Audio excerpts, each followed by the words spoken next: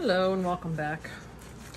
So I was working on this Mintay paper and I'll get through, this one's not quite done, but these were the ones I did using this card sketch from, I can put this away, this Sugar Pea Designs sketch 52.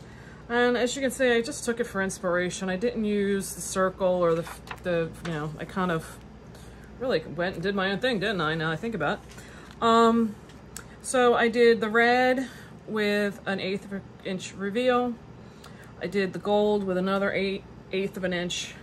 And then I cut an inch off of this paper and gave me 5 inches this way. And I had cut it so it was 3 inches so I could get 2 from each 6x6 sheet. These were the little cut aparts that were off of there. I just matted up some red behind them because it felt like it needed something more. I do believe I got 7 or 8. How many of these did I get? I think it was 8. I did it originally with the red behind. I like them both ways. I just started laying it down in this way and just said, you know what, I'm just gonna keep going with it. Yeah, you know, I like the red with it too. I think the red gives a little contrast, but so, you know, you can let me know which one you think. Here's all of them I got. They all, you know, some of them had like this burlap behind it, but I think they all came out really, really cute. I opted to just not do a sentiment. I felt like there was enough going on here. Now I got them going everywhere. So for this, I used, now I move stuff. Now I can't figure out where I put anything. And the reason I'm doing this when I'm not done this card yet, so I can get some stuff out of this workspace because I wanted to keep it nearby for the video. I used, should I keep one? Yeah, that'd be cute. I used this penny black layered poinsettia die, and it comes to you with everything still together, and to me, I left it together because I'm gonna cut all the same color to layer it up. So to me, it worked out easy. I was able to put I have some pre-cut quarter, like 4.5 by 4.25 by 5.5, like card front size. This was perfect that I could get 2 on each one of those panels. So I left it like this. If you have that or you pick it up and it hasn't been cut yet, just a thing for consideration is it may make your life a little easier leaving it uncut. It had a thing in there, but because I did the red paper, I didn't want to go back and cut out again the berries in gold, and it really was a cute center, but I just opted to use, it gave me a little more bling. These are those pre-colored, they're gold rhinestones from Hobby Lobby. That's where they came from. And I told you before I used this Queen & Company's Foundation Die 3 to give me a little stitched effect, so I knew this was going to be straight. Some of the green jewel textured paper cardstock from Hobby Lobby for there. I used that old Fisker's scalloped punch to give me some of the scalloping behind it, so I did keep some of it. And then I used this Sizzix, I don't know if it's really called Rounded Stitches Frames or I called it that, no idea. But I liked it because it's a little, if you can tell, they're like a flattened. It's not like a real rounded oval, at least not in this bottom one. And I felt like it just gave me something as a base to layer this stuff on.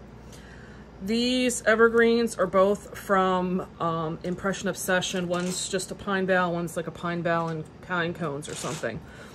And then I had some left over from a greetery card that I had made previous and had posted. It was one that I did for myself personally. It had a lot of detail in it.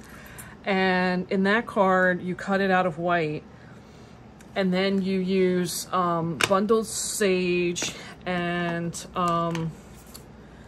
ice spruce on the center of the pine bough to give it like a like it's been snowed on kind of effect. Like I said, I'll see if I could put the video down below when I do post this. And I liked that effect. Like I said, I had some of the pine boughs left over, and I wanted to use them up, so I did that on my concept card. And I liked, because I colored it, it was different. You know, it's not just a flat color. You get a lot of different variations by putting the ink on there. So that was what finished that off for me. I really liked how they came out. I may wind up saving these for myself. But then I started having a hard time because I did cut all of my panels in half, and I don't want to cover any of this up. Excuse me. I don't want to cover any of these beautiful graphics up. I want one layout that I can just do all of these, whether it's the door or it's one of these. I want to just lay them all out. I did cut my front and back panel and got these. They were supposed to be like a 3" by 3" cut apart, but I fussy cut them down. I'm only going to get 8 of these. I have a total of 24 of these. And at first I was looking to do something with them, but it's just too big. I was thinking about, like, you know, layering some stuff behind. And some of it was going to be like very redundant, but like these ones would have been cute. But again, I wasn't going to have enough, and I thought I don't want to start something and then have to figure something out for the rest of them. I want to just roll with all 24.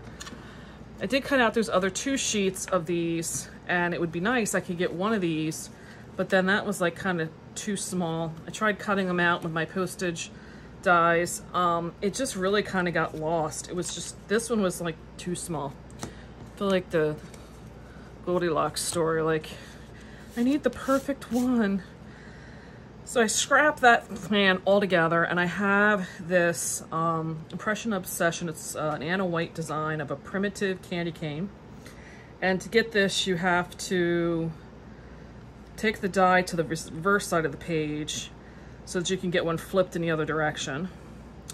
And it's got a lot of stitch detail. Unfortunately, you know what, I left it at the other end of the table with my, let me see if I can get it up close. There is a stitched detail in the candy cane. This is the one I had to flip over. It's got a little bit of like the lip on it, but I figure who's going to really look at it? I did it in a red shimmer and a white glitter paper. I have, this is some old wired 1/8 inch, or this is the 16th inch, 1/8 inch. I've got this from Michael's, I think. Where, yeah, Michael's is where this came from. I doubt I'm going to get 24 of these out of there, but I probably have a ton more of something similar to that. And I just did the a triple bow. The holly leaves, I used some Lucky Clover oxide on it because I'm trying to get some different greens going on. And cut some of these like berry looking things out of some shimmer paper, gold shimmer I have that's scraps. Used more of those pine boughs, so I figure I can do that on the side. These cards are, I bought this, as we all know, the Hobby Lobby, you know, paper studio sale, and you get 50 of, they're not 5 by 7, they're 5 by 6.5, you know, we need that 1/2 inch to save money, I guess, for them. So I'm going to use half this pack, which was nice because, like I said, I've had these forever. I've never done any 5 by 7 cards. I felt like I did not want to give any. I didn't want to give up anything. I was going to have to put this on the front of a card, a regular A2 card. I was going to have to give up like 1 inch. I didn't want to do that. You know, like this one, I didn't know where I could cut them and have it still look nice. So I opted to pull them out. Thankful for that. It took a lot of back and forth because it just looked so flat. Everything I did just did not have any dimension to this, and the graphics are so beautiful on Mintay paper that you don't really know how to even stamp with it. You have to have something that's on par for the level of animation and stuff in there. So what I started to do was I keep my scraps, and depending on what they are, in these like folded snap folders, and I have them in like my rainbows of colors. And I know I'm crazy, but when I do, this is pretty much very few colors I'll do this with. The gold foil is one. That when I cut those strips and I get those little itty bitty edges, I throw them in here. And this is why, because when I get like these strips, I want to have an edge on that. I'm going to just glue this down and give myself, I don't think I'm in frame, just give myself that little bit of a reveal. You know, and I'll do one right now. So this is why, yeah, right, if I had glue, I could do it right now. This is why I save, these are one of the few colors that I save, these stupid little minute, yeah, as I get overflow. I'll have to clean that off. And then I'll just backfill this open spot in with just some scrap paper to get everything on the same level. So I started with that little bit of a gold reveal. And of course, I'm a little bit off. There we go. And I was like, you know what? That's good, but it's still not finished. Like I still was not getting the effect I wanted. And I bought this paper pack. I can't even say. Matter of fact, I can say, because on the back it says Christmas 2019, and we're going into Christmas 2022. So I've had that paper pack for that long. And they are white with gold. Quite a few of them have foil. Some of them are like this, and it's just a print. But I figured this would be a good pack to keep on hand if you need that, just a little bit of something for a background or whatever. And in here was this great gold stripe in there. I tried seeing if I could color it, and you can, but with my Copics, I was coloring the gold as I was trying to color the white in there. So I really didn't like it anyway. It just did not match up. But again, I'm gonna just use a little bit and cut this off and piece that on the edge as well. And then fill in with scrap paper to get it all on the one level. I'm not gonna use like a whole sheet like this. I mean, please, that's foolish. Stretch your paper, you know? So then it still needed something else. Mintay paper, to me, it needs, you gotta be like willing to go the next step with it. It's not like a just like throw it on the paper and let the, I know there's the whole thing about let the paper do the work, but this is one that, to me, I really wanted to just take it up to a whole new level. So I did use some green. I probably could have cut this panel in half in retrospect. The die is down the other end, but this is the Greeteries Nordic frames. And yeah, the big one just is square. It doesn't have these points and stuff in there. Like I said, unfortunately, it's down on my other end. When I finalize this, I will get to the end when I show everything. I'll show you what that is. And I was like really liking this effect, and I'm thinking so far that this is really going well. Now I have 24 of these. It would really be nice if I could find a way to incorporate one of these in here, and I've tried different things. It's just, I don't know how to do it without junking it up. I really don't. So far this is where I'm at. I decided for the best of my mentality, I'm gonna just start prepping and getting everything to this level for the 24, and then I'll see where my mind is and my creativity at that point. And I'll be back then. See ya. It's Kristen and I'm back. So here's where I've gotten so far with this card. And I was gonna put together this piece here because I did put quite a few pieces in there. So I did cut this panel in half. Some of them, if the dots were coming out here, I took them out. If they didn't, some of them I just left in. And let me see if I can find one. I've got this stack of them done. Let me see. If you see, like, I think they look just as nice either way, with the dots or without. I'm trying to make sure I keep in frame. So that was that. So I just took the two candy canes from that primitive candy cane die, did them that way. The holly leaves were part of the set. So I just put down a dab of my glue and put them in the dab like such. And the bow, I just did like 3 loops, 2, 3, and then I took another length and I just knotted it in the center. So when I go to put this on, I'm gonna take my 4 different ends and I'm just gonna put them together like this in the center and hide that knot kind of in the back. And just put a big glob of glue down. And then I'm gonna use my reverse tweezers to hold them on there. And then what's gonna happen is once this gets glued, you can kind of play with the little tails however you want them. So then I have, this is the, why that's kind of drying. These are the Impression Obsessions. I think they were called Pine Pear. And then this is the Pine and Pine Cones from Impression Obsession. And those, I just had the, and I'm sure you're not supposed to mix them, but I have the Distress ink in the Iced Spruce. Thought I had an oxide, but apparently I don't. So I just brushed that on there, and the Bundled Sage in the oxide from Tim Holtz, and those were on there. I did change my holly leaves to the Rustic Wilderness. I liked that that green better. I'm trying to see, I just had it.